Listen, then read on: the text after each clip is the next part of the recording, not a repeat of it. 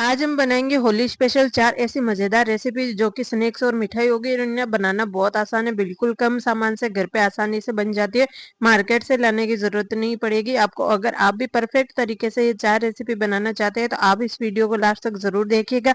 आज हम बनाएंगे मुंह में घुल जाने वाली काजू कतली, साथ ही हम बनाएंगे पोहे से एक मजेदार चिवड़ा जो कि स्नैक्स के लिए एकदम परफेक्ट रहेगा।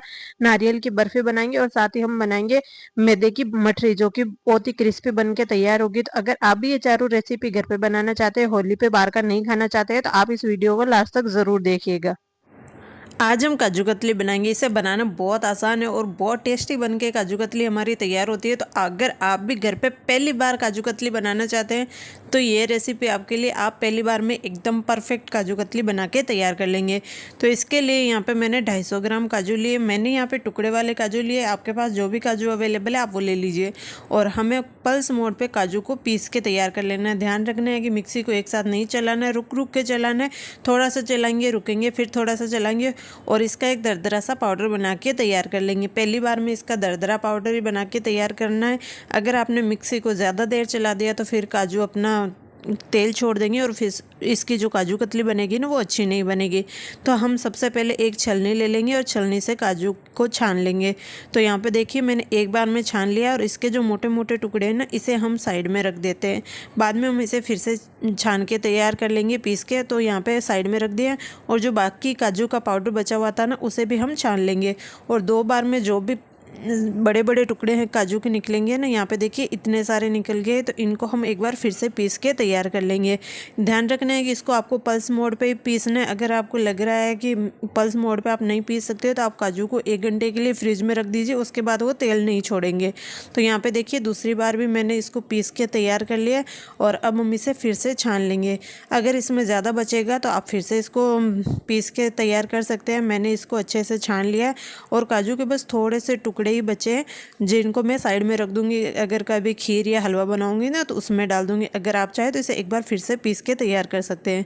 मुझे ये ज़्यादा नहीं लग रहे इसीलिए मैंने इनको दोबारा से पीस के तैयार नहीं किया। तो काजू का पाउडर हमारा तैयार है। अब हम बनाते हैं चाशनी। तो मैंने यहाँ पे 1 कटोरी चीनी लिए, वजन में लगभग 200 ग्राम है। जितने काजू है उससे कम ही आपको चीनी लेनी है और साथ में हम इसमें 1/3 कटोरी पानी डाल देंगे। अगर आप 1 कटोरी चीनी ले रहे हैं तो 1/3 कटोरी आपको पानी लेना है। जितनी चीनी ले रहे हैं ना उससे थोड़ा सा कम ही आपको पानी लेना है। अगर आप बराबर लेंगे ना फिर जो चाशनी बनाएंगे ना उसको पकने में ज़्यादा टाइम लगेगा, गाढ़ी करने में, इसलिए थोड़ा सा पानी आप इसमें कम ही डालिए। चीनी घुलने देंगे और अच्छे से बीच बीच में चलाते रहेंगे। ज़्यादा देर चलाने की ज़रूरत नहीं है, बीच बीच में चलाते रहेंगे। और यहाँ पर देखिए चाशनी को पकते हुए लगभग 2 से 3 मिनट हो गए हैं। तो हम चाशनी को एक बार चेक कर लेते हैं। तो यहाँ पर चाशनी अभी हमारी सिर्फ चिपचिपी बनी, इसका कोई तार नहीं बन रहा है। 1 से 2 मिनट के लिए और पकने देंगे। और यहाँ पे देखिए चम्मच के ऊपर भी चाशनी की कोटिंग होना शुरू हो गई है और यहाँ पे देखिए चाशनी का तार बनना शुरू हो गया। मैं आपको पास से दिखाती हूँ। यहाँ पे देखिए 1 तार की चाशनी हमारी बनके तैयार हो गई है। आपको पास से अच्छे से क्लियर दिख रहा होगा। यहाँ पे देखिए इस तरह की आपको चाशनी बना के तैयार करनी है। गैस की फ्लेम आपको मीडियम ही रखनी है। तो चाशनी हमारी बनके तैयार है। अब हम इसमें काजू का पाउडर डाल देंगे। जो काजू हमने पीस के रखे थे ना वो हम इसमें डाल देंगे और धीरे धीरे करते हुए अच्छे से इसको मिक्स कर लेंगे। यहाँ पे मैंने पैन यूज़ किया, आप पैन की जगह कढ़ाई भी ले सकते हैं। और मैं आपको बता दूं मैं खुद ये काजू कतली फ़र्स्ट टाइम बना रही हूँ और फर्स्ट टाइम में इतनी परफेक्ट बनी थी नहीं कि आप सोच भी नहीं सकते कि आपने ये काजू कतली घर पे बनाई है या कि बाहर से लेके आए हैं।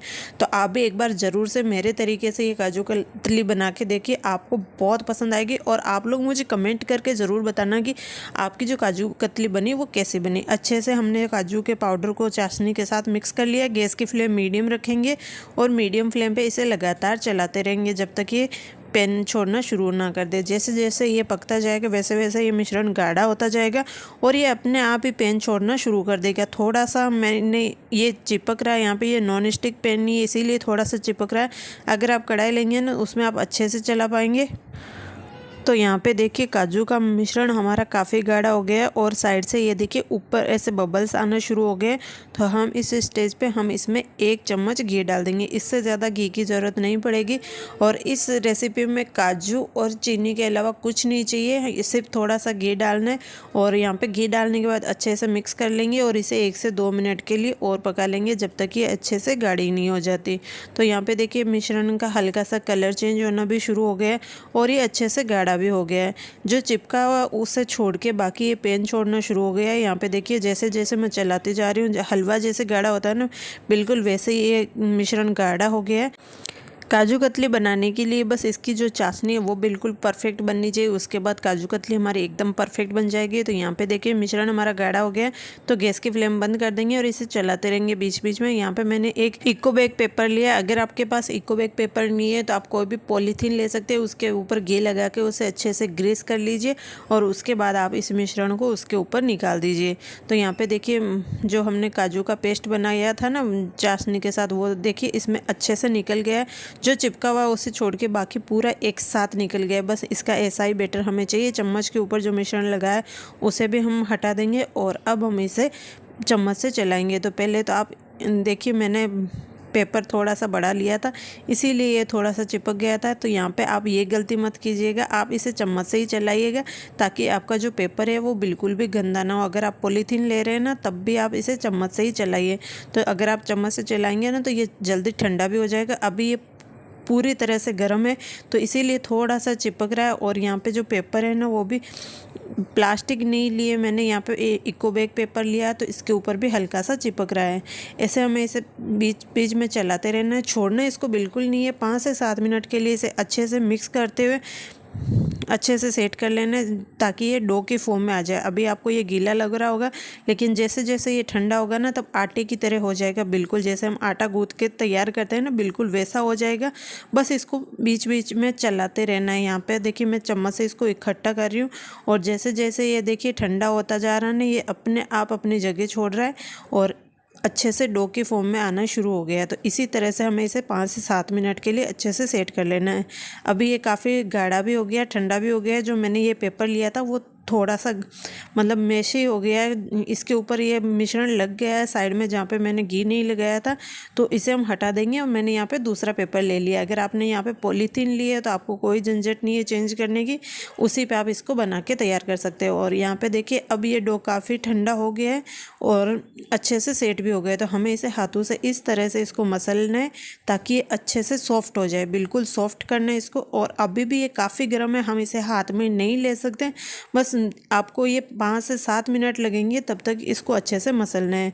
तो अब देखिए हल्का सा ठंडा हो गया, मैं इसे हाथ में ले पा रही हूँ, गर्म तो है लेकिन फिर भी बीच बीच में ऐसे रखते हुए ले रही हूँ तो ये अच्छे से सॉफ्ट हो गया है और थोड़ा सा ठंडा भी हो गया है। तो अब हम इसे हाथ में लेके अच्छे से रोल कर देंगे ताकि इसके अंदर बिल्कुल भी कोई क्रैक ना रहे और जब हम इसे बेल के तैयार करें ना तो बिल्कुल परफेक्ट ये बन के तैयार हो जाए। तो यहाँ पे देखिए जैसे हम रोटी के लिए लोई बनाते हैं ना बिल्कुल वैसे ही इसको अच्छे से सेट कर लेना है। तो यहाँ पे हमने इसको अच्छे से सेट कर लिया। अब हम इसे पेपर के ऊपर फिर से पेपर को फोल्ड कर देंगे और इसे थोड़ा सा हाथों से दबा लेंगे। तो यहाँ पे देखिए ये थोड़ा सा बड़ा हो गया है तो हम इसको अब पूरा बेल के तैयार कर लेंगे। तो यहाँ पे हम पेपर को पलट के बेलेंगे ना तो ये बड़ी नहीं बेल पाएंगे और फिर ये जो इसकी जो रोटी बनेगी ना वो काफ़ी मोटी रहेगी। तो इसलिए मैंने पेपर को सिंगल ही कर लिया। अब हम बेलन लेंगे, बेलन के ऊपर थोड़ा सा घी लगा देंगे। घी लगाने से ये मिश्रण बिल्कुल भी इसके ऊपर चिपकेगा नहीं। और अब हम इसे हल्के हाथों से बेल के तैयार कर लेंगे, बिल्कुल पतला सा इसको बेल के तैयार कर लेना है। जैसे हम बाजरे की रोटी होती है ना उतना मोटा इसको रखना है, उससे ज़्यादा मोटा नहीं रखना है। अगर आपको काजू कतली की थिकनेस काफ़ी ज़्यादा बड़ी पसंद है तो आप इसको थोड़ा सा मोटा रख सकते हैं। तो यहाँ पे देखिए मैंने इसको बिल्कुल पतला सा बेल के तैयार कर लिया है और यहाँ पे बेलन के ऊपर बिल्कुल भी चिपका नहीं है ये मिश्रण। तो यहाँ पे ये अच्छे से बेल के मैंने तैयार कर लिया है। अब हम इसके ऊपर लगाएंगे चांदी का वर्क, ये चांदी का वर्क बिल्कुल ऑप्शनल, अगर आपके पास है तो आप लगाइए, नहीं तो आप इसे स्किप कर सकते हैं। मेरे पास पिछली दिवाली का ये एक बचा हुआ था तो मैंने यहाँ पे एक लगा दिया। ये बिल्कुल ऑप्शनल है, अगर आपके पास नहीं है तो आप इसे स्किप कर सकते हैं। और अगर आप ये नहीं लगाए हैं तो भी टेस्ट में कोई फ़र्क नहीं आएगा। तो यहाँ पर मैंने अच्छे से ये लगा दिया है सिल्वर वर्क। और अब हम इसकी कटिंग कर लेते हैं। तो पहले तो हमें सीधा सीधा ही कट करना है इसको। यहाँ पर मैंने स्केल ले लिए ताकि हम अच्छे से काट पाए। और मैं आपको बता दूँगी, मैं ये काजू कतली फर्स्ट टाइम बना रही हूँ और फर्स्ट टाइम में मैं इसकी कटिंग कर रही हूँ। तो मैं यहाँ पे स्केल यूज़ कर रही हूँ ताकि जो हमारी काजू कतली कटे ना वो एकदम परफेक्ट कट के तैयार हो जाए। और यहाँ पे काजू कतली बनाने में मैंने यहाँ पे 2 गलती की थी। एक तो मैंने काजू कतली की साइज़ थोड़ी सी बड़ी रख दी थी, और दूसरा जो ये चांदी का वर्क लगाया था ना, वो मैंने काजू कतली को कट करने से पहले लगा दिया। अगर आप बाद में लगाएंगे ना तो अच्छा रहेगा। मैंने यहाँ पे कट करने से पहले लगाया था, तो ये जो चांदी का वर्क थोड़ा सा था ना, वही स्केल के ऊपर चिपक के निकल गया है। तो यहाँ पर एक बार में मैंने हल्के हल्के से निशान लगा के तैयार किए थे, और दूसरी बार में हम इसे पूरा कट कर लेंगे। तो यहाँ पर काजू कतली हमारी कट के तैयार हो गई है। और मैं आपको एक तोड़ के दिखाती हूँ कितनी सॉफ्ट काजू कतली हमारी बनके तैयार हुई है। अब हम इसे 10 से 15 मिनट के लिए अच्छे से सेट होने देंगे। मैंने यहाँ पे गरम गरम में इसको काट के रख दिया ताकि हम इसे आसानी से निकाल सकें। और लगभग 10 मिनट हो गए, और अब मैं आपको दिखाती हूँ काजू कतली निकाल के। यहाँ पे देखिए एकदम परफेक्ट हमारी काजू कतली निकल के तैयार हो गई, बिल्कुल भी नहीं चिपक रही है, और इसकी थिकनेस भी एकदम परफेक्ट है। तो यहाँ पर मैं आपको एक काजू कतली देखिए अलग करके दिखाती हूँ। बिल्कुल परफेक्ट हमारी काजू कतली बन के तैयार हुई है। तो लीजिए, तैयार है हमारी मज़ेदार सी काजू कतली। अब हम इसे एक प्लेट में सेट कर लेते हैं। उम्मीद है आपको ये रेसिपी पसंद आई होगी। अगर आपको रेसिपी अच्छी लगी हो तो वीडियो लाइक करना, अपने फैमिली एंड फ्रेंड सभी के साथ शेयर ज़रूर करना, और मुझे कमेंट करके ज़रूर बताना कि आपको ये रेसिपी कैसी लगी। अगर आपने अभी तक मेरे चैनल को सब्सक्राइब नहीं किया तो चैनल को सब्सक्राइब कर लीजिए, और बेल आइकन भी दबा दीजिए ताकि जब भी कोई नई वीडियो आए तो आपके पास नोटिफिकेशन आ जाए। मिलते हैं फिर से एक नई रेसिपी के साथ। आज हम बनाएंगे मार्केट स्टाइल पोहे का चिवड़ा घर पे। तो आप इस रेसिपी को लास्ट तक ज़रूर देखना, और मुझे कमेंट करके ज़रूर बताना कि आपको ये रेसिपी कैसी लगी। तो इसके लिए हम सबसे पहले पोहा ले लेंगे। तो यहाँ पे मैंने मीडियम थिकनेस वाले पोहे लिए, लगभग वज़न में 250 ग्राम है। तो पोहे को हम एक छलनी में डाल देंगे और इसे अच्छे से छान के तैयार कर लेंगे। पोहे में बहुत सारा पाउडर होता है तो उसे हमें निकाल लेना है। और यहाँ पर पोहे हमारे तैयार है। यहाँ पर कढ़ाई में मैंने तेल गर्म कर लिया। जैसे ही तेल गर्म हो जाएगा हम इसमें एक दाना पोहे का डाल के चेक कर लेंगे, और उसके बाद हम इसमें पोहे डालेंगे। तो मैं यहाँ पे पहले छलनी से ट्राई कर रही थी, जिससे कि तेल हमारा ख़राब नहीं होगा और छलनी में पोहे आराम से बन जाएंगे। लेकिन इसमें हमें तेल की क्वांटिटी ज़्यादा चाहिए होती है, और इससे ये आसानी से बनेंगे नहीं। तो इसीलिए मैंने पोहों को डायरेक्ट तेल में ट्रांसफ़र कर लिया था। अगर आपके पास बड़ी कढ़ाई है तो आप उसमें इसको इस तरह से बना सकते हैं, लेकिन इससे जो हमारे पोहे फूलेंगे ना वो कम फूलेंगे और उतने अच्छे नहीं बनेंगे। इससे अच्छा सीधा आप डायरेक्ट तेल में ही पोहों को डाल दीजिएगा और अच्छे से इनको फ्राई कर लीजिएगा। छलनी आप बारीक वाली रखिएगा, जिससे कि जब आप पोहों को निकालें तो आसानी से निकल जाए। तो यहाँ पे इनको रखना नहीं है, बस तुरंत पोहों को डालना है और तुरंत इनको निकाल लेना है। ये अच्छे से फूल के तैयार हो जाएंगे। तो इसी तरह से हमें सारे पोहे फ्राई कर लेना है। तो यहाँ पे देखिए मैंने एक बैच निकाल दिया, और जब हमने छलनी में ट्राई किया ना तो थोड़ा सा पोहे का कलर चेंज हो गया था। और इस बार देखिए मैं डायरेक्ट तेल में ही पोहे डाल रही हूँ। एक मुट्ठी भर के मैंने यहाँ पे पोहे डाले थे, और यहाँ पे देखिए पोहों की क्वांटिटी कितनी हो गई। और इस बार जो पोहे हमारे हैं उनका कलर भी चेंज नहीं हुआ, और अच्छे से ये फ्राई भी हो चुके हैं। तो दूसरा बैच भी मैंने फ्राई कर लिया। इसी तरह से हमें सारे पोहों को फ्राई करके तैयार कर लेना है।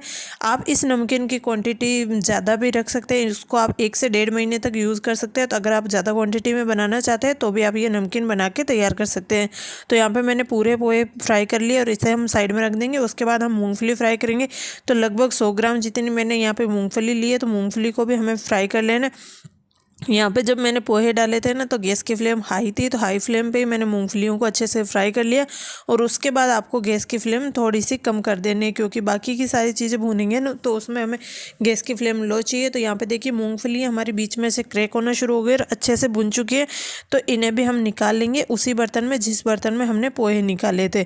तो यहाँ पर आप जिस बर्तन में नमकीन बना रहे हैं उसकी साइज़ थोड़ी बड़ी रखिएगा, ताकि उसमें जब हम सारी चीज़ें मिक्स करेंगे ना तो अच्छे से हो जाएगी। तो मूंगफली हमारी अच्छे से फ्राई हो चुकी है। उसके बाद हम यहाँ पे थोड़ी सी बादाम भी फ्राई कर लेंगे। तो मैंने यहाँ पे 15 से 20 बादाम लिए। यहाँ पे आप काजू बादाम की क्वांटिटी अपने हिसाब से कम ज़्यादा रख सकते हैं, या फिर आप इसमें स्किप भी कर सकते हैं। तो यहाँ पे लगभग मैंने 20 से 25 बादाम लिए, तो बादाम भी हमारे अच्छे से फ्राई हो गए। और जहाँ पे ये बादाम फ्राई होगी ना, तो ये बीच में से क्रैक होना शुरू हो जाएगी। उसके बाद हम इसमें काजू डाल के फ्राई कर लेंगे। आप ध्यान रखिएगा कि जब आप पोहे फ्राई करें ना, उससे पहले आप काजू को फ्राई कर लीजिएगा। बाकी की चीज़ों में तो पता नहीं चलेगा, लेकिन पोहों में जो तेल का कलर है ना वो ज़्यादा आ जाएगा, इसीलिए तो जो काजू है ना हमारे थोड़े से ब्राउन ज़्यादा हो जाएंगे। तो यहाँ पे पोहे हमारे अच्छे से फ्राई हो चुके। उसके बाद यहाँ पे मैंने एक छोटा सा नारियल लिया था, उसके कुछ टुकड़े ऐसे पतले पतले काट के ले लिए, तो इनको भी हम फ्राई कर लेंगे। इसमें आप नारियल के टुकड़े ज़रूर डालिएगा, जिससे कि इस जो पोहे का जो चिवड़ा बनता है ना वो खाने में बहुत टेस्टी लगता है। तो यहाँ पे देखिए नारियल हमारा अच्छे से फ्राई हो चुका है, तो इसे भी हम निकालेंगे। और उसके बाद हम इसमें डालेंगे किशमिश। किशमिश मैंने यहाँ पे डायरेक्ट छलनी में डाल दी और चम्मच से हिलाते हुए इनको अच्छे से फ्राई कर लेना है। ये कुछ ही सेकंड में फ्राई हो जाएगी। और यहाँ पे मैंने गैस की फ्लेम बिल्कुल लो कर दी। अगर आप गैस की फ्लेम हाई रखेंगे तो किशमिश हमारी जल जाएगी, तो ध्यान रखिएगा कि तेल का टेम्परेचर थोड़ा सा कम हो जाए। तो यहाँ पे देखिए किशमिश हमारे अच्छे से फूल के तैयार हो गई है। अगर आप हाई फ्लेम पे किशमिश फ्राई करेंगे तो ये इसकी साइज़ जो है वो भी नहीं बढ़ेगी और पूरी तरह से हमारी किशमिश जल जाएगी। तो किशमिश भी हम निकाल देंगे। उसके बाद यहाँ पे मैंने थोड़े से करी पत्ते लिए। करी पत्ते से इस नमकीन में बहुत अच्छा टेस्ट आता है, तो इनको भी हम फ्राई कर लेंगे। इनको भी मैंने डायरेक्ट छलनी में डाल के फ्राई किया, जिससे कि ये आसानी से निकल जाए। जो चीज़ें जिन चीज़ों को फ्राई होने में टाइम कम लगता है ना, उनको आप डायरेक्ट छलनी में फ्राई कीजिएगा। और उसके बाद हम यहाँ पे हरी मिर्च को भी फ्राई कर लेंगे। यहाँ पे मैंने 2 हरी मिर्च लिए। आप यहाँ पे हरी मिर्च को स्किप कर सकते हैं अगर आपको पसंद नहीं है तो, लेकिन हरी मिर्च को हमें अच्छे से फ्राई करना है, जिससे कि इसमें बिल्कुल भी मॉइस्चर ना रहे और जो हमारी नमकीन है ना वो लंबे टाइम तक चले। तो यहाँ पे देखिए सारी चीज़ें हमारी अच्छे से फ्राई हो चुकी है। इसमें आप सिर्फ काजू बादाम स्किप कर सकते हैं। आप इसमें किशमिश ज़रूर डालिएगा, किशमिश को स्किप नहीं करना। और यहाँ पे देखिए जो सारी चीज़ें हमने फ्राई की थी उनकी क्वांटिटी ज़्यादा हो गई है, और जब हम इसमें मसाले डालेंगे ना तो अच्छे से मिक्स नहीं होगा, तो इसीलिए मैंने इनको बड़े बर्तन में ट्रांसफ़र कर लिया। उसके बाद हम इसमें 1 चम्मच लाल मिर्च पाउडर डालेंगे, 1 चम्मच मैंने यहाँ पे नमक डाला, आधा चम्मच मैंने यहाँ पे अमचूर पाउडर डाला है, आधा चम्मच ही हम यहाँ पे जीरा पाउडर डाल देंगे, और आधे चम्मच से थोड़ा सा ज़्यादा मैंने यहाँ पे चाट मसाला डाला। सारे मसाले डालने के बाद हम इसे अच्छे से मिक्स कर लेंगे। आप चाहे तो इसे चम्मच से मिक्स करते हैं, या फिर आप इसको ढक्कन लगा के भी मिक्स करते सकते हैं, या फिर इस तरह से आप इनको शेक कर लीजिए, जिससे कि सारे मसाले इक्वल क्वांटिटी में अच्छे से मिक्स हो जाएंगे। तो लीजिए तैयार है हमारा पोहे का बहुत ही मज़ेदार सा चिवड़ा। उम्मीद है आपको ये रेसिपी पसंद आई होगी। अगर आपको रेसिपी अच्छी लगी हो तो वीडियो को लाइक करना, फैमिली एंड फ्रेंड्स सभी के साथ शेयर ज़रूर करना, और मुझे कमेंट करके ज़रूर बताना कि आपको ये रेसिपी कैसी लगी। अगर आप कोई और रेसिपी देखना चाहते हैं तो भी आप मुझे कमेंट करके बताइएगा, मैं आपके साथ वो रेसिपी ज़रूर शेयर करूँगी।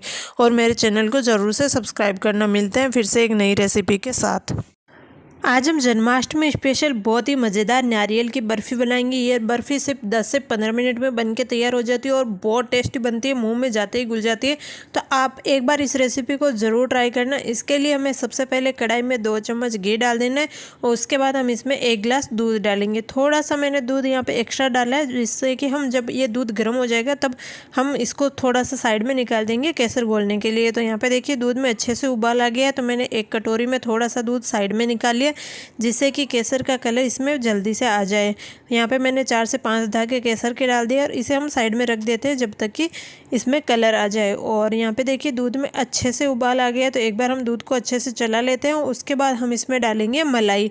तो मैंने यहाँ पे 1 कटोरी मलाई ली, और मलाई आपको ध्यान रखना है कि ताज़ी ही लेना। अगर आपने पुरानी मलाई ली तो फिर दूध फट सकता है, और जो ये मिठाई बन के तैयार होगी ना वो उसका जो टेस्ट है वो अच्छा नहीं आएगा। आपके पास ऑप्शन है, अगर आप चाहें तो यहाँ पे मिल्क पाउडर भी डाल सकते हैं, जो भी आपके पास अवेलेबल हो। अगर मलाई डालना चाहते हैं तो मलाई डाल सकते हैं, या फिर आप मिल्क पाउडर डाल सकते हैं। अगर आप दोनों चीज़ें भी नहीं डालना चाहते हैं तो आप यहाँ पे दूध को अच्छे से पहले गाढ़ा कर लीजिए। उसके बाद आपको इसमें डेसिकेटेड कोकोनट डालना है। मैंने यहाँ पे मलाई डाल दी है, तो मलाई से देखिए दूध अच्छे से गाढ़ा हो गया, और ज़्यादा दूध हमें नहीं डालना है। उसके बाद हम क्या करेंगे, इसे एक बार अच्छे से चला लेंगे। और यहाँ पे मैं देखिए दूध को दिखा देती हूँ कि मलाई इसमें अच्छे से घुल चुकी है और दूध हमारा काफ़ी गाढ़ा हो चुका है। तो अब हम क्या करेंगे, इसमें चीनी डालेंगे। तो मैंने यहाँ पे आधा कटोरी चीनी डाली है, और चीनी डालने के बाद इसे अच्छे से मिक्स कर लेंगे, और चीनी को इसमें अच्छे से घुलने देंगे। ध्यान रखना है कि इसको आपको लगातार चलाना है। इसमें हमने चीनी की क्वांटिटी थोड़ी सी ज़्यादा रखी है, तो अगर आपने नहीं चलाया है तो दूध फट सकता है। तो यहाँ पे हमने चीनी को इसमें अच्छे से घोल लिया और यहाँ पे देखिए जैसे ही हमने चीनी डाली दूध हल्का सा पतला हो गया है, तो इसे हमें 1 से 2 मिनट के लिए पका लेना है ताकि ये इसकी जो कंसिस्टेंसी है वो फिर से गाढ़ी हो जाए। और यहाँ पे देखिए मैं आपको दूसरे एक बार चम्मच से दिखाती हूँ कि ये दूध हमारा काफ़ी गाढ़ा हो गया है। अगर आप चाहे तो यहाँ पे मिल्क पाउडर डाल के दूध को जल्दी से गाढ़ा कर सकते हैं, या फिर आप मलाई की क्वांटिटी थोड़ी सी बढ़ा सकते हैं, या आप चाहे तो दूध को 3 से 4 मिनट के लिए एक्स्ट्रा पका लीजिए, दूध अपने आप ही गाढ़ा हो जाएगा। तो यहाँ पे देखिए चीनी अच्छे से घुल चुकी है और चीनी घुलने के बाद इसका कलर भी हल्का सा चेंज हो गया है। तो इसे हम 1 से 2 मिनट के लिए और पकने देंगे। और यहाँ पे देखिए मैं इसकी कंसिस्टेंसी दिखाती हूँ, दूध हल्का सा ब्राउन हो गया है और दूध अभी भी हमारा काफ़ी गाढ़ा है। तो अब हम क्या करेंगे, इसमें डाल देंगे डेसिकेटेड कोकोनट। तो मैंने यहाँ पे 1 गिलास दूध लिया था, तो मैं यहाँ पे 2 कटोरी डेसिकेटेड कोकोनट डालूंगी। और जो हमने यहाँ पे केसर घोल के रखी उससे थोड़ा सा कलर कम आया, मैं यहाँ पे ऑरेंज कलर डाल रही हूँ। कलर इसमें बिल्कुल ऑप्शनल है, आप चाहे तो बिना केसर के भी इस मिठाई को बना सकते हैं। मैं आज इसको थोड़ा सा ऑरेंज कलर में बना रही हूँ, तो यहाँ पे मैंने थोड़ी सी केसर भी डाल दी है जिससे कि इसमें अच्छे से फ्लेवर आ जाए। और थोड़ा सा मैंने यहाँ पे फूड कलर भी डाल दिया इसमें, जो कि अच्छे से मिक्स हो जाए। तो उसे हम रख देते हैं पहले साइड में और यहाँ पे डालते हैं हम डेसिकेटेड कोकोनट। तो डेसिकेटेड कोकोनट डालने के बाद हमें इसे अच्छे से मिक्स कर लेना है। आप जितनी क्वांटिटी में डेसिकेटेड कोकोनट ले रहे हैं उसकी आधी क्वांटिटी आपको इसमें दूध डालना है। अगर आपने दूध ज़्यादा डाल दिया तो फिर आपको इस मिठाई को ज़्यादा देर पकाना पड़ेगा। तो इसीलिए आपको ध्यान रखना है कि डेसिकेटेड कोकोनट का आधा आपको दूध लेना है। तो यहाँ पे हमने 1 गिलास दूध लिया था और उसी गिलास का मेजरमेंट ही कटोरी है, तो मैंने यहाँ पे 2 कटोरी डेसिकेटेड कोकोनट डाल दिया है। उसे मैंने अच्छे से मिक्स कर लिया और उसके बाद जो हमने केसर भिगो के रखा था दूध में और जो कलर डाला था वो दूध हम इसमें डाल देंगे और इसे अच्छे से मिक्स कर लेंगे। मिक्स करने के बाद गैस की फ्लेम हाई कर देंगे और हाई फ्लेम पे इसे 2 से 3 मिनट के लिए लगातार चलाते हुए भूनना है, जिससे कि मिठाई में जो दूध वगैरह है वो अच्छे से सूख जाए और जो मिठाई की कंसिस्टेंसी है वो काफ़ी गाढ़ी हो जाए। जैसे जैसे आप इस मिठाई को पकाते जाएंगे इसमें से दूध सूखता जाएगा और इसकी कंसिस्टेंसी गाढ़ी होती जाएगी। तो यहाँ पे देखिए मिठाई हमारी लगभग तैयार हो गई है। तो मैंने यहाँ पे थोड़ा सा इलायची पाउडर डाल दिया। इलायची पाउडर डालने के बाद इसे एक बार अच्छे से मिक्स कर लेंगे और इसे 2 से 3 मिनट के लिए लो फ्लेम पे अच्छे से पकने देंगे। अब आपको ध्यान रखना है कि गैस की फ्लेम लो कर देनी है। मिठाई हमारी लगभग गाढ़ी हो गई है, तो मैंने यहाँ पे गैस की फ्लेम लो कर दी और लो फ्लेम पे इसे सिर्फ 2 से 3 मिनट ही पकाना है, ज़्यादा नहीं पकाना है। तो यहाँ पे देखिए 2 से 3 मिनट हो गए हैं और इसमें हमने मलाई भी डाली थी और 2 चम्मच घी भी डाला था। तो आपको देखिए पता चल रहा होगा कि घी इसमें साइड में से अलग हो गया। तो एक बार हम मिठाई को अच्छे से चला लेते हैं। उसके बाद हम क्या करेंगे, गैस की फ्लेम बंद कर देंगे और इसे हल्का सा ठंडा होने देंगे। जब तक मिठाई हमारी ठंडी हो रही है तब तक हम क्या करेंगे, एक ट्रे ले लेंगे और उसमें घी लगा के उसे अच्छे से ग्रीस कर लेंगे।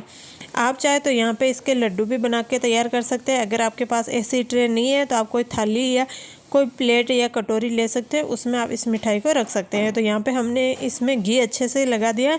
उसके बाद हम क्या करेंगे, इसमें थोड़ा सा डेसिकेटेड कोकोनट इसके ऊपर लगा देंगे ताकि जब हम मिठाई को निकालें तो वो आसानी से निकल जाए। अगर आप ऐसे ही मिठाई को डाल देंगे तो फिर आपको इस ट्रे या जो भी बर्तन आप ले रहे हैं उसे गर्म करके आपको निकालना पड़ेगा। अगर डेसिकेटेड कोकोनट डाल दिया तो फिर आपको गर्म करने की बिल्कुल ज़रूरत नहीं पड़ेगी।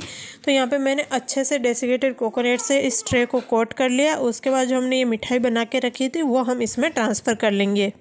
तो यहाँ पे देखिए हमने पूरी मिठाई को इसमें ट्रांसफ़र कर दिया और अब हम इसे अच्छे से फैला लेंगे। आप चाहे तो कोई चम्मच ले लीजिए या फिर आप कोई कटोरी ले सकते हैं और कटोरी से इसे हल्के हाथों से दबाते हुए इसे इस ट्रे में अच्छे से फैला लेना है ताकि इसकी जो क्वांटिटी है वो इक्वल हो जाए और जब आप इसको निकालें ना तो ये आसानी से निकल जाए और इसका जो शेप है वो बिल्कुल परफेक्ट आए। तो यहाँ पे देखिए मैंने इसको अच्छे से सेट कर लिया है और अब हम क्या करेंगे, इसके ऊपर थोड़ा सा डेसिकेटेड कोकोनट और डाल देंगे जिससे ये दिखने में अच्छी लगे और इसे हम आधे घंटे के लिए फ्रिज में रख देंगे। अगर आप फ्रिज में नहीं रखना चाहते तो आप इसे 2 से 3 घंटे के लिए बाहर रख दीजिए, ये अपने आप सेट हो जाएगी।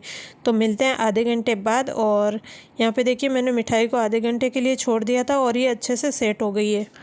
तो यहाँ पे देखिए मैं मिठाई को छू रही हूँ तो ये हमें बिल्कुल सॉफ्ट लग रही है, लेकिन ये अच्छे से सेट हो गई है। तो अब हम क्या करेंगे, नाइफ से किनारों को अच्छे से हटा लेंगे ताकि जब हम मिठाई को निकालें तो ये बिल्कुल भी टूटे नहीं। अगर आपने इसे फ्रिज में आधे घंटे से ज़्यादा रखा है तो ये अपने आप सेट हो जाएगी और आपको नाइफ से निकालने की ज़रूरत नहीं पड़ेगी, ऐसे ही निकल जाएगी। मैंने इसे सिर्फ 10 मिनट के लिए फ्रिज में रखा था और उसके बाद मैं इसे निकाल रही हूँ। तो यहाँ पर देखिए चारों किनारों से मैंने इसे अच्छे से निकाल लिया। उसके बाद हम क्या करेंगे, इसके ऊपर एक प्लेट रखेंगे और उसके बाद आपको इसे उल्टा करना है और हल्के हाथों से इसे टैप करेंगे तो ये मिठाई आराम से निकल के तैयार हो जाएगी। तो यहाँ पे देखिए मिठाई हमारी अच्छे से निकल गई है। जो हमने डेसिकेटेड कोकोनट डाला था उससे ये तले में बिल्कुल भी चिपकी नहीं है। तो अब हम इसे क्या करेंगे, कट कर लेंगे। तो मैं यहाँ पे इसको स्क्वायर शेप में कट कर रही हूँ। आप चाहे तो इसे ट्रायंगल शेप में या फिर काजू कतली के शेप में भी काट के तैयार कर सकते हैं। अगर आप इसको रखना नहीं चाहते, आपके पास टाइम नहीं है, तो आप इसके सीधे डायरेक्ट लड्डू भी बना के तैयार कर सकते हैं। तो यहाँ पे देखिए मैंने इसको काट के तैयार कर लिया है। आप इसकी साइज़ भी अपने हिसाब से कम ज़्यादा रख सकते हैं। मैंने यहाँ पे इसको स्क्वायर शेप में रखा है और आपको काटने से ही पता चल रहा होगा कि हमारी मिठाई कितनी सॉफ्ट बन के तैयार हुई है। तो यहाँ पे देखिए मैं आपको एक पीस उठा के दिखाती हूँ कि हमारी मिठाई कितनी परफेक्ट बनी है। और इस मिठाई को आप जब खाएंगे ना तो ये मुंह में जाते ही घुल जाएगी। इतनी मज़ेदार बनी है कि आप ने अगर एक बार इस मिठाई को बना लिया है ना तो आप हर बार ये मिठाई ज़रूर बनाएंगे। इसे बनाना भी बहुत आसान है और झटपट ये बन के तैयार हो जाती है। तो अब हम क्या करेंगे, इसके ऊपर थोड़ा सा डेसिकेटेड कोकोनट और डाल देंगे जिससे कि ये दिखने में अच्छी लगे। और अब हम इसे सर्व कर लेते हैं। तो लीजिए, तैयार है हमारी मज़ेदार सी नारियल की बर्फ़ी। उम्मीद है आपको ये रेसिपी पसंद आई होगी। अगर आपको रेसिपी अच्छी लगी हो तो वीडियो को लाइक करना, फैमिली एंड फ्रेंड्स सभी के साथ शेयर ज़रूर करना और मुझे कमेंट करके ज़रूर बताना कि आपको ये रेसिपी कैसी लगी। मिलते हैं फिर से एक नई रेसिपी के साथ। अगर आप एकदम खस्ता बहुत क्रिस्पी और मजेदार लेयर वाली मटरी घर पे बनाना चाहते हैं तो ये रेसिपी आपके लिए। अगर आप ये मटरी बनाना चाहते हैं तो आप इस वीडियो को लास्ट तक जरूर देखिएगा और मुझे कमेंट करके जरूर बताइएगा कि आपको ये रेसिपी कैसे लगी। तो चलिए बनाना शुरू करते हैं। तो इसके लिए यहाँ पे मैंने 500 ग्राम मैदा लिया और इसमें हम 1 चम्मच के करीब अजवाइन को क्रश करके डाल देंगे। साथ ही मैंने यहाँ पे नमक डाल दिया है 1 चम्मच और साथ ही 1 चम्मच हम इसमें साबुत जीरा डाल देंगे। जीरा से बहुत ही अच्छा फ्लेवर आता है। 2 से 3 चम्मच हम इसमें तेल डाल देंगे जिससे कि इसमें एक परफेक्ट सा मोइन लग के तैयार हो जाएगा। आप चाहे तो यहाँ पे तेल की जगह घी यूज कर सकते हैं। आपको जो भी अच्छा लगे आप वो डाल दीजिएगा। और अब हम इन सारी चीजों को अच्छे से मिक्स कर लेंगे। मोइन की क्वांटिटी आप जितने ज्यादा रखेंगे उतनी आपकी मटेरियल वो ज्यादा खस्ता बन के तैयार होगी। तो यहाँ पे आप देख सकते हैं कि जो मोइन है उसमें एकदम परफेक्ट है। तो अब हम इसमें थोड़ा थोड़ा पानी डालते हुए एक सख्त सा आटा लगा के तैयार कर लेंगे। ध्यान रखना है कि आटे को हमें सॉफ्ट नहीं रखना। जैसे बाटी के लिए आटा लगाते हैं एकदम टाइट सा, बिल्कुल वैसा ही आटा लगा के तैयार करना है। क्योंकि आटे को हम 10 मिनट के लिए रेस्ट के लिए छोड़ेंगे तब तक वो हल्का सा सॉफ्ट हो जाएगा। इसीलिए आपको टाइट सा आटा लगा के तैयार कर लेना है। तो यहाँ पे मैंने आटा लगा दिया और अब हम इसे ढक के 10 मिनट के लिए छोड़ देंगे। तो यहाँ पे मैंने 10 मिनट के लिए आटे को छोड़ दिया और अब हम एक गोल बना के तैयार कर लेंगे। तो मैंने यहाँ पे 2 चम्मच मैदा ले लिया, इसमें 2 चम्मच ही हम तेल डाल देंगे और इसका एक पतला सा गोल बना के तैयार कर लेंगे। इससे जो हमारी मटरी बनेगी वो एकदम लेयरदार बनेगी और खस्ता बनेगी। तो यहाँ पे मैंने अच्छे से मैदे और तेल को मिक्स कर लिया। आप चाहे तो इस गोल को घी से भी बना सकते हैं। मैंने यहाँ पे तेल से बना के तैयार किया और यहाँ पे आटे को रखे हुए लगभग 15 मिनट हो गए। तो एक बार आटे को हम मसल लेते हैं जिससे कि अच्छे से सॉफ्ट हो जाएगा और उसके बाद हम इसकी छोटी छोटी लोइयां बना के तैयार कर लेंगे। जैसे हम पूरी के लिए बनाते हैं ना, बिल्कुल वैसी ही लोई बना के तैयार करनी है।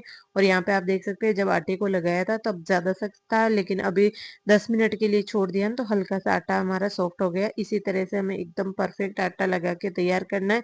अगर आपने गीला आटा लगा दिया या फिर हल्का सा भी आटा सॉफ्ट लगाया तो बाद में ये और ज्यादा गीला हो जाएगा और फिर जो आपकी मटरी बनेगी ना उनमें मॉइस्चर आ जाएगा। उस टाइम तो आपको परफेक्ट लगेगी लेकिन बाद में उनमें सीलन आ जाएगी। इसीलिए आपको ध्यान रखना है कि आटा आपको थोड़ा सा टाइट ही लगा के तैयार करना है। तो मैंने यहाँ पे 4 लोई बना के तैयार कर लिए। अब हम लोई को सूखे मैदे में कोट कर लेंगे और इसे बिल्कुल पतला सा बेल के तैयार कर लेंगे। जैसे हम रोटी बेलते हैं ना, बिल्कुल उसी साइज का इसको बेल के तैयार कर लेना। आप जितना पतला बेल सकते हैं उतना पतला आप इसे बेल के तैयार कर लीजिएगा। और यहाँ पे आपको थोड़ा सा इस रोटी को बेलने में प्रॉब्लम हो सकती है क्योंकि ये आटा थोड़ा सा सख्त है। तो आप किसी की हेल्प ले सकते हैं या फिर थोड़ा रुक रुक के बेल के तैयार कर सकते हैं। तो यहाँ पे मैंने एक रोटी वो बेल के तैयार कर लिया और इसी तरह से हम बाकी की सारी लोइयां वो बेल के तैयार कर लेंगे। तो यहाँ पे मैंने पूरे आटे की लोइयां बना के उनकी पतली पतली सी रोटियां बना के तैयार कर लिए। इस तरह से मैंने सारी पतली पतली रोटी बना के तैयार कर लिए। और अब हम मठरी बनाने के लिए इनको एक एक के ऊपर एक एक रोटी लगाते जाएंगे। तो यहाँ पे पहले मैंने एक रोटी ले ली है और इसके ऊपर ये जो गोल हमने बना के रखा था ना मैदा और तेल का, उसको हम इस रोटी के ऊपर अच्छे से फैला देंगे और उसके बाद हम इसके ऊपर दूसरी रोटी लगा देंगे। इसी तरह से हम 4 रोटी लगा के इसको सेट कर लेंगे। आप अगर ज्यादा थोड़ी-सी मटरी में ज़्यादा लेयरिंग चाहते हैं, तो आप यहाँ पे 5 या 6 रोटी भी लगा के तैयार कर सकते हैं, लेकिन उसके लिए आपको थोड़ा-सा चकला वगैरह बड़ा चाहिए। तो यहाँ पे मेरे पास जो चकला अवेलेबल है, उससे लगभग 4 रोटी जितनी हम इसको बेल के तैयार कर सकते हैं। तो मैंने यहाँ पे 4 रोटी लगा दी है और लास्ट वाली जो रोटी है, उसके ऊपर भी हम ये गोल है, वो लगा के तैयार कर लेंगे और अब हम इसे फ़ोल्ड कर लेंगे। तो जैसे पराठा बनाते हैं और उसको फ़ोल्ड करते हैं ना, बिल्कुल वैसे ही इसको फ़ोल्ड कर लेना है। तो मैंने यहाँ पे दोनों साइड से इसको फ़ोल्ड कर दिया और अब हम इसे बीच में से इस तरह से फ़ोल्ड कर लेंगे, जिससे कि जो मटरी है उसमें बहुत सारी लेयरिंग भी आ जाएगी और ये जो मटरी है वो अच्छे से क्रिस्पी भी हो जाएगी। तो यहाँ पे मैंने अच्छे से इसको सेट कर दिया, हल्का-सा इसे प्रेस कर लेंगे और अब हम इसे के ऊपर थोड़ा-सा सूखा मैदा लगा के इसे बिल्कुल पतला-सा बेल के तैयार कर लेंगे। तो यहाँ पे मेरे जो चकले की साइज़ है उसी साइज़ का मैंने इसे बेल के तैयार कर लिया है। अगर आप चाहें तो किचन काउंटर पे भी इसको अच्छे से बारीक पतला-सा बेल के तैयार कर सकते हैं। तो यहाँ पे मैंने इसे अच्छे से बेल दिया और अब हम इसकी मठरी काट के तैयार कर लेते हैं। तो मैं यहाँ पे इसकी रेक्टेंगल शेप में मठरी काट के तैयार कर रही हूँ। आपको जो भी शेप पसंद है आप उस शेप में मठरी काट के तैयार कर सकते हैं। तो मैंने यहाँ पे है देख सकते हैं लंबी-लंबी सी इस तरह से पतली-पतली जो मठरी है वो काट के तैयार कर लिया और अब हम चलते हैं गैस की तरफ। मैंने यहाँ पे तेल पहले ही गर्म होने के लिए रख दिया था और गैस की फ्लेम मैंने यहाँ पे मीडियम रखी है। थोड़ा-सा आटा डाल के चेक कर लेंगे, अगर आटा तुरंत ऊपर आ रहा है तो हमारा तेल है वो एकदम परफेक्ट गर्म है और गैस की फ्लेम मैंने यहाँ पे मीडियम रखी है और मीडियम फ्लेम पे हम इसमें मठरी डाल देंगे और ध्यान रखना है कि आपको गैस की फ्लेम हाई नहीं करनी है। पूरे टाइम आपको गैस की फ्लेम मीडियम ही रखनी है और मीडियम फ्लेम पे ही इनको अच्छे से फ्राई करना है, जिससे कि अंदर और बाहर तक अच्छे से क्रिस्पी हो जाए और बीच-बीच में हम इनको चलाते रहेंगे और इनका जो कलर है वो एकदम ब्राउन हो जाएगा, तब तक हमें इसको फ्राई कर लेना है। और यहाँ पे आप देख सकते हैं कि कितनी मज़ेदार लेयरिंग है वो इनकी हुई है और बहुत ही क्रिस्पी हमारी मटरी बन के तैयार हो जाएगी। तो यहाँ पे आप देख सकते हैं एक बैच हमारा तैयार हो गया है, तो इसे मैं एक स्ट्रेनर में निकाल रही हूँ ताकि इसमें जो एक्स्ट्रा ऑयल है वो निकल जाए और उसके बाद हम इसे एक थाली या किसी प्लेट में निकालेंगे। आप चाहे तो किसी टिश्यू पेपर के ऊपर भी इनको निकाल सकते हैं। तो एक बैच हमारा मटरी का तैयार हो गया। इसी तरह से हम बाकी की जो मटरी है वो भी बना के तैयार कर लेंगे। तो यहाँ पे मैंने गैस की फ्लेम मीडियम ही रखी है और मीडियम फ्लेम पे दूसरा बैच भी डाल दिया है। बीच-बीच में हम इसे चलाते रहेंगे। अगर आपको कुछ और काम है तो आप साइड में कर सकते हैं, लेकिन बीच-बीच में आप मटरी को ज़रूर चलाते रहिएगा और गैस की फ्लेम आपको हाई नहीं करनी है, नहीं तो ऊपर से तो आपकी मटरी है वो अच्छे से सिक जाएगी, लेकिन अंदर से कच्ची रह जाएगी और बाद में थोड़ी देर के लिए भी आप उसे छोड़ेंगे ना, तो ठंडी होने के बाद वो सॉफ्ट सी हो जाएगी। इसीलिए आपको एकदम परफेक्ट तरीके से मटरी को बना के तैयार करना है। तो यहाँ पे आप देख सकते हैं कि दूसरा बैच भी हमारा अच्छे से फ्राई हो गया, तो इसे भी हम निकाल लेते हैं। इसी तरह से मैंने सारी मटरी वो बना के तैयार कर ली थी। 4 बैच में मैंने पूरी मटरी को फ्राई करके तैयार कर लिया था। तो यहाँ पे आप देख सकते हैं बहुत ही क्रिस्पी हमारी मज़ेदार सी मटरी बन के तैयार हो गई है और इनकी आप लेयरिंग देख सकते हैं कितनी मज़ेदार है। और मैं आपको यहाँ पे एक मटरी है वो तोड़ के भी दिखाऊँगी कितनी खस्ता ये बनी के तैयार हुई है और आप इन्हें किसी कहीं ट्रैवल कर रहे हो या फिर चाय के साथ आपको कुछ स्नैक्स चाहिए या फिर आपको कुछ हल्का-फुल्का खाना है, तो आप ये मटरी ज़रूर खा सकते हैं। चाय के साथ तो ये बहुत टेस्टी लगती है। तो लीजिए तैयार है हमारी मज़ेदार सी मटरी। तो उम्मीद है आपको ये रेसिपी पसंद आई होगी। मिलते हैं फिर से एक नई रेसिपी के साथ।